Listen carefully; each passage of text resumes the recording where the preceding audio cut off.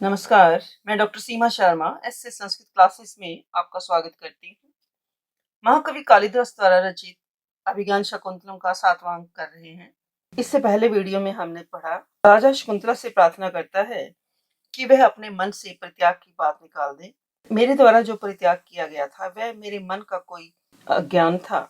मैंने जानबूझकर ऐसा कुछ नहीं किया, क्योंकि प्राय शुभ कार्यों में प्रबल तमोगुण वाले की प्रवृत्तियां इसी प्रकार की होती हैं कि जैसे अंधा व्यक्ति अपने ही गले में डाली गई माला को क्या है सांप समझकर फेंक देता है। इति पाद्योपतति, ऐसा कहता हुआ राजा पैरों पर गिरता है। शकुंतला, उत्तिष्ठतु आर्यपुत्र, आर्यपुत्र उठिए, नूनम में सुचरित प्रतिबंधकम पुराकृतम तेषु दिवसेषु परिणाम अभिमुखम आसीदयेन स अनुक्रोशो अपि आर्यपुत्रो मयि तथा विधे समृतः। कि उन दिनों मेरे शुभ फल का विघ्नकारी जरूर कोई पूर्व जन्म में किया गया पाप ही उदय हो गया था कि आप जैसे दयालु भी मेरे प्रति निर्दय बन गए थे। फिर राजा उत्तिष्ठति उठता है। शकुंतला, अथ कथम आर्यपुत्रेण समृतो दुख भागी अयम जना। तो शकुंतला क्या कहती है, अच्छा तो इस दुखिया को यानी मुझको आपने कैसे याद किया। तो यानी शकुंतला राजा से पूछती है कि इस दुखिया को आर्यपुत्र के द्वारा किस प्रकार याद किया गया।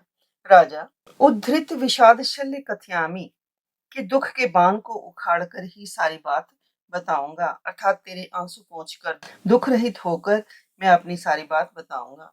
तो राजा फिर क्या कहता है, मोहान मया सुतनु पूर्वम उपेक्षितस्ते यो वाष्प बिंदुर धरम परिबाद मानः तम तावद अकुटिल पक्ष में विलग्नम अधि बाष्पम प्रमृज्य विगत अनुशयो भवामी।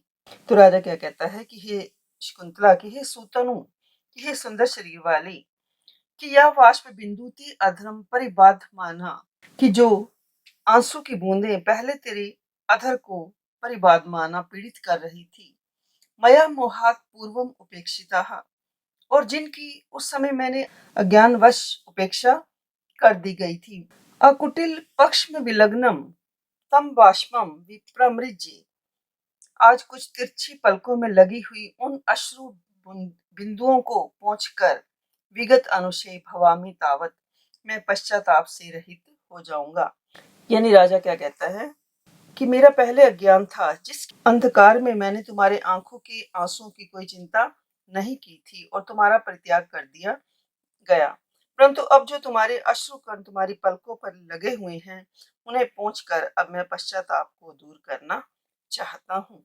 यथा उत्तम अनुतिष्ठति, ऐसा कहता हुआ आंसू पोंछता है।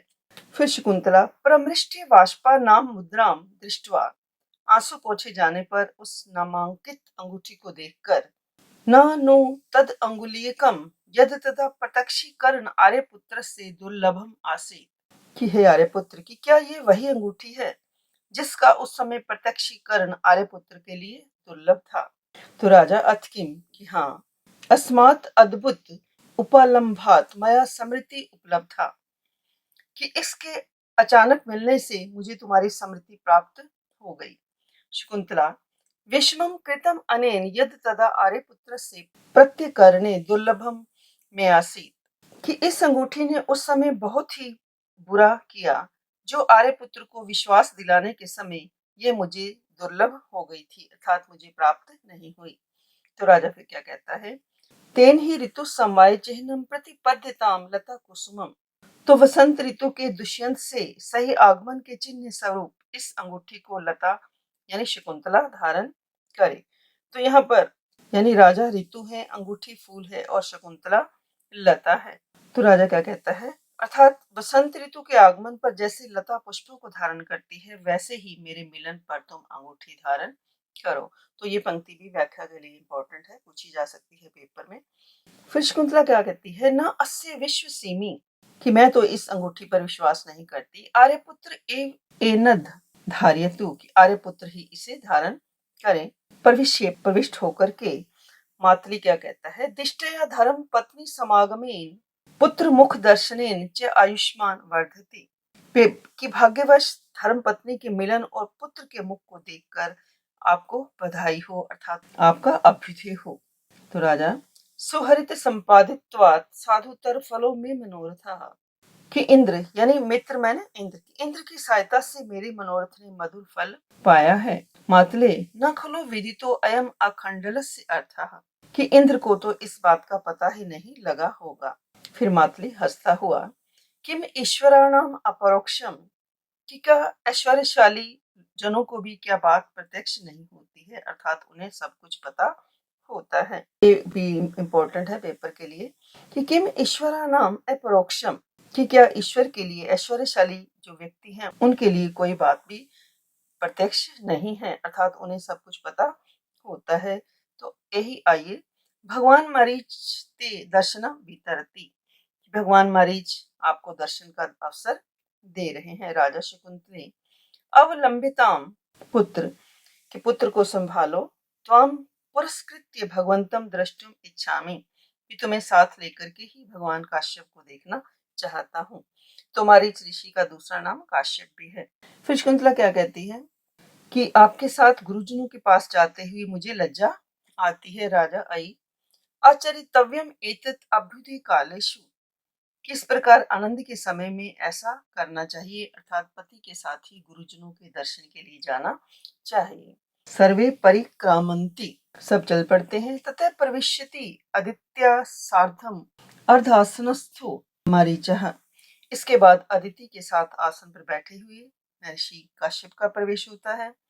मरीच राजानम अवलोक के राजा को देख करके दाक्षायणी कि हे दाक्षायणी अदिति पुत्रस्य ते रणशीर्षि अयम् अग्रयायी दुष्यंत इति अभिहितो भुवनस्य भर्ता चापेन यस्य विनिवर्तित कर्म जातम तत्कोटिम कुलिशम आभरणम मघोनः। तो मरीच ऋषि अपनी पत्नी को संबोधित करते हुए क्या कहते हैं कि हे दाक्षायणी अयम दुष्यंत इति अभिहित। कि यह दुष्यंत नाम से प्रसिद्ध विख्यात भुवनस्य भर्ता संसार का रक्षक ते पुत्रस्य रणशीर्षि अग्रयायी और युद्ध भूमि में तेरे पुत्र इंद्र के समान सबसे आगे चलने वाला है। यस्य चापेन विनिर्वर्तित कर्म, इसके धनुष से जिसका काम संपादित हो गया है। तत् कुलिशम मघोन आभरणम जातम, ऐसा इंद्र का तीक्ष्ण वज्र इंद्र के लिए केवल अलंकार मात्र रह गया है, अर्थात इंद्र का असुर विजय कार्य तो दुष्यंत ही करते हैं, उसका वज्र तो केवल दिखाने के लिए ही रह गया है। तो यहाँ पर मारीच ऋषिवर राजा दुष्यंत की मुक्त कंठ से प्रशंसा करते हैं कि ये राजा दुष्यंत नाम से विख्यात जो युद्ध में आगे रहकर अपनी वीरता दिखाते हैं, इसके धनुष से इंद्र के सभी कार्य पूरे हो जाते हैं। यही कारण है कि तीव्र नोक वाला इंद्र का वज्र अब किसी काम नहीं आता, वह तो मानो केवल अलंकार की वस्तु रह गया है। तो यहाँ पर उदात्त अलंकार है और वसंतिल का छंद है। उदात्त अलंकार का लक्षण इस प्रकार है, लोका अतिशय संपत्ति वर्णन उदात्तम उच्यते यद्वापि प्रस्तुतस्य अंगम महताम चरितम भवे। अर्थात लोकोत्तर संपत्ति का वर्णन उदात्त अलंकार कहलाता है। यदि महापुरुष आदि का चरित्र प्रस्तुत वस्तु का अंग हो तो भी यही अलंकार होता है। और इसमें वसंतिल का छंद है, उक्ता वसंतिल का तभजा जगऊगा। तो ये 14 वर्णों का समृत है, इसमें 8 और 6 वर्णों के अनंतर यति होती है। तो प्लेलिस्ट में जाकर के आप छंद भी देख सकते हैं। तो ऐसे संस्कृत चैनल पर यदि आप नए हैं तो चैनल को लाइक करें, सब्सक्राइब करें और शेयर भी करें। और यदि आप कुछ सर्च करना चाहते हैं, जैसे आज हम अभिज्ञान शकुंतलम कर रहे हैं, तो अभिज्ञान शकुंतलम के साथ आप ऐसे संस्कृत लिखेंगे तो पूरा चैनल आप देख सकते हैं। इसी प्रकार प्लेलिस्ट में जो भी आप देखना चाहते हैं, संधि, समास, कारक, प्रत्यय, संज्ञा, जो भी आप देखना चाहते हैं देख सकते हैं। तो फिर अदिति क्या कहती है, संभावनीय अनुभावा खलु अस्य आकृति। कि इसकी आकृति से इसके प्रभाव का अनुमान किया जा सकता है।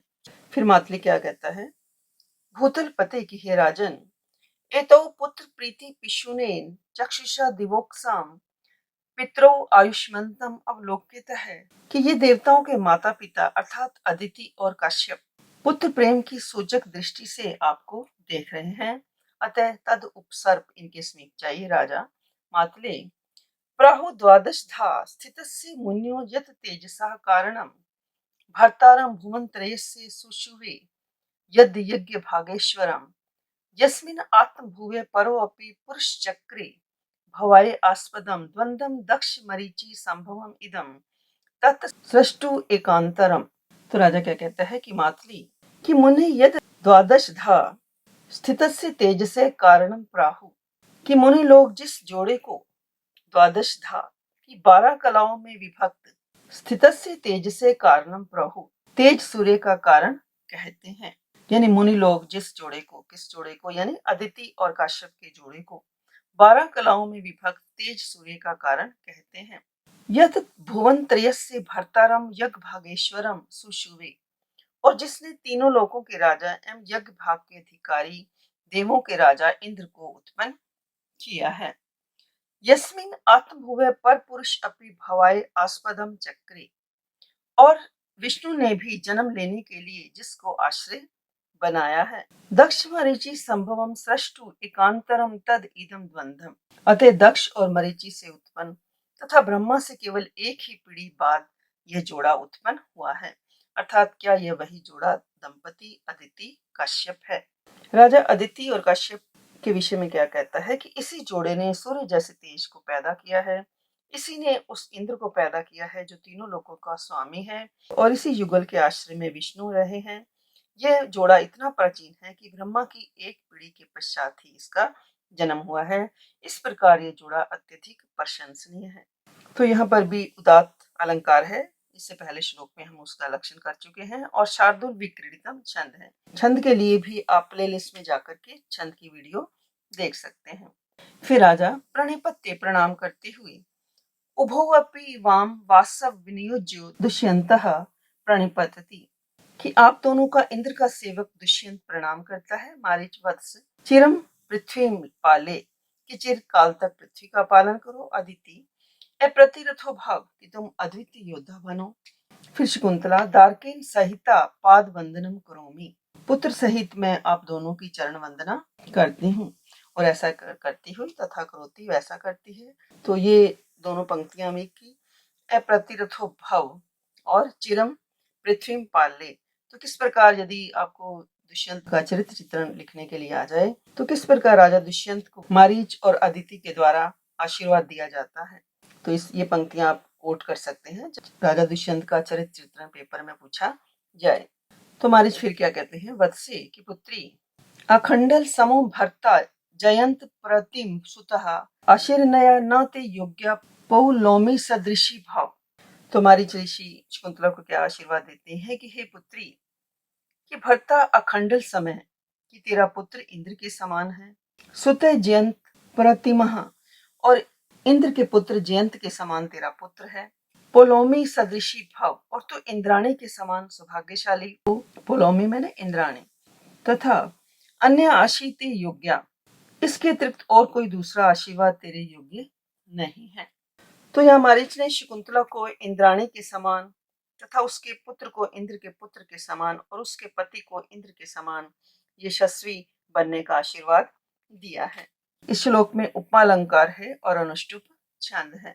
तो मम्मटाचार्य उपमा का क्या लक्षण देते हैं, साधारणम उपमा भेदे, अर्थात उपमा वह अलंकार है जिससे उपमान और उपमेय का उनमें भेद होने पर भी परस्पर साधारण धर्म से संबंध होना कहा जाता है, वहां उपमा अलंकार होता है।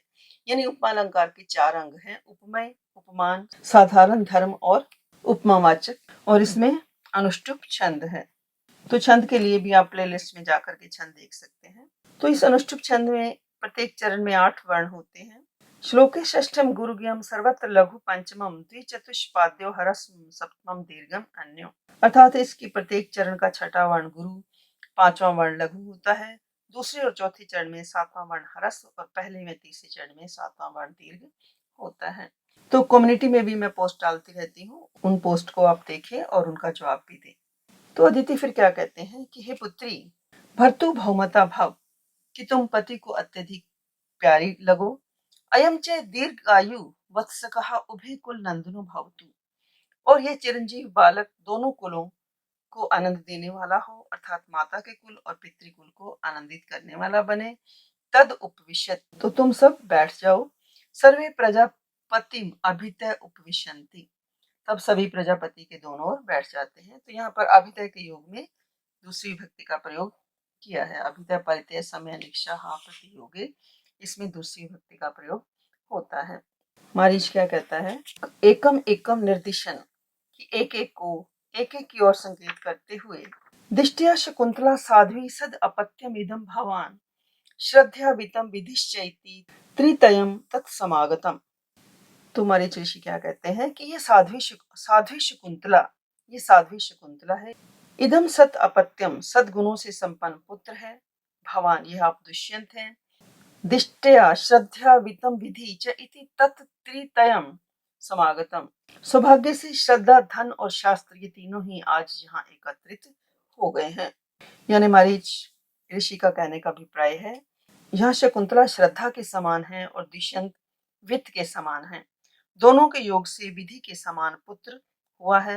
यानी मरीच ऋषि के कहने का अभिप्राय है कि किसी भी परम कार्य के लिए या अनुसंधान के लिए श्रद्धा, धन व विधि की आवश्यकता होती है। शकुंतला, सर्वदमन और राजा, ये तीनों क्रमशः श्रद्धा, धन और विधि हैं। अतः निश्चित रूप से ही संसार का कल्याण होगा। तो इस श्लोक में निदर्शना अलंकार है और अनुष्टुप छंद है। मम्मटाचार्य निदर्शना अलंकार का लक्षण क्या देते हैं? अभवन वस्तु संबंध उपमा परिकल्पक, अर्थात वस्तुओं अर्थात वाक्यार्थों अथवा पदार्थों के ऐसे संबंध को जो भले ही अनुपपन्न हो किंतु अंत में उपमान उपमय भाव में परिणत हो जाएं। यानी निर्दर्शना का अभिप्राय है दृष्टांतकरण अथवा प्रदर्शन। यानी असंभव बात की जब उपमा की जाती है तो वहां निदर्शना अलंकार होता है। तो अलंकार के लिए भी आप प्लेलिस्ट में जाकर के अलंकार देख सकते हैं तथा यहाँ अनुष्टुप छंद है। इसका लक्षण पहले श्लोक में बताया गया है। तो राजा क्या कहते हैं? भगवान, प्राग अभिप्रेत सिद्धि पश्चात दर्शनम इति अपूर्वो भगवतो अनुग्रह पश्यतु भगवान। कि सौभाग्य की बात है कि पहले अभीष्ट की सिद्धि हुई और बाद में आपके दर्शन हुए। ये आपकी कृपा ही क्या है, अत्यधिक अद्वितीय है। पश्यतु भगवान, इसलिए आप देखिए। 30वां श्लोक में इंपॉर्टेंट है, पेपर के लिए पूछा जा सकता है कि मारीच के द्वारा इन तीनों की किस प्रकार प्रशंसा की गई है। तो राजा फिर क्या कहते हैं? उदेति पूर्वम कुसुमम तत्फलम घनोदय प्राक तद अनंतरम पय निमित नैमित्तिकयो अयम क्रमस्तव प्रसादस्य पुरस्तु संपदः। तो फिर राजा क्या कहते हैं कि पूर्वम कुसुमम उदेति तत्फलम, कि संसार में प्राय देखा जाता है कि पहले वृक्षों में फूल निकलता है, तत्फलम, उसके बाद फल आता है। प्राक घनोदय तदनंतरम पय, पहले बादल का उदय होता है और फिर वर्षा आती है। निमित्त नैमित्तिकयो अयम क्रम है, कारण और कार्य का यही क्रम सर्वत्र प्रचलित है। तब प्रसादस्य तु पुरः संपदः, परंतु तुम्हारी प्रसन्नता से अर्थात तुम्हारे दर्शन से तो पहले ही सुख संपत्ति होती है। आपकी कृपा के द्वारा फल रूपी संपत्तियां जो हैं पहले ही उपस्थित हो जाती हैं। तो राजा क्या कहते हैं कि संसार में कारण कार्य का सिद्धांत देखा जाता है, अर्थात कारण से कार्य की उत्पत्ति होती है। जैसे फूल से फल लगते हैं, बादल से वर्षा होती है। और राजा कहता है कि आपकी इतनी अनुपम कृपा है कि आपके दर्शन करने से पूर्व ही मुझे पत्नी में और पुत्र रूपी फल मिल गया। सामान्य नियम के अनुसार पहले कारण होता है फिर कार्य होता है, पर यहाँ कार्य पहले दिखाया गया है।